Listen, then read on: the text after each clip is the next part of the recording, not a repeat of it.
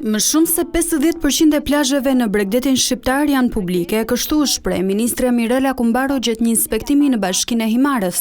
Pas aksioneve për lirimin e plazheve, hapësirat publike pothuajse janë dyfishuar, por nga ana tjetër, kjo duhet të vijë me kujdes të shtuar dhe më shumë përgjegjësi për mbarvajtjen e sezonit turistik nga autoritetet. Kumbaro kërkoi bashkëpunimin e policisë kufitare për respektimin e rregullave të mjeteve të turizmit detar. Pothuajse ka mbaruar gjithë procesi, gjithë afati i shpërndarjes plazheve dhe ajo që na duhet dhe që në Himar ka funksionuar është bashkëpunimi edhe me Policinë Bashkiake, edhe me Agjencinë Kombëtare të Bregdetit dhe me strukturat e Policisë së Shtetit. Por është bërë një aksion ku praktikisht disa zaptime në pjesën e Spilles edhe të Potamit janë çliruar.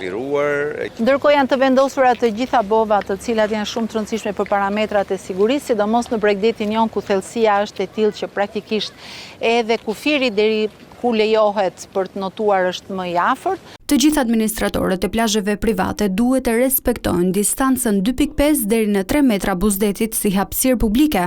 Ajo që unë dua të theksoj është të tërheq vëmendjen e administratorëve të këtyre plazheve. Nuk kanë asnjë të drejtë ti ndalojnë pushuesit të ulen. Kjo rrit nga ana tjetër përgjegjësinë tonë për mirëmbajtjen, për pastrimin.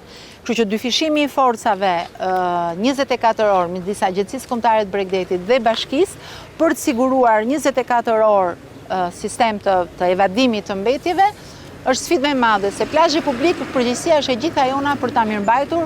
Lidhur me planin e masave të Policisë së Shtetit për sezonin turistik, ministri i Brendshëm tha: Drejtoria e Policisë Vlorë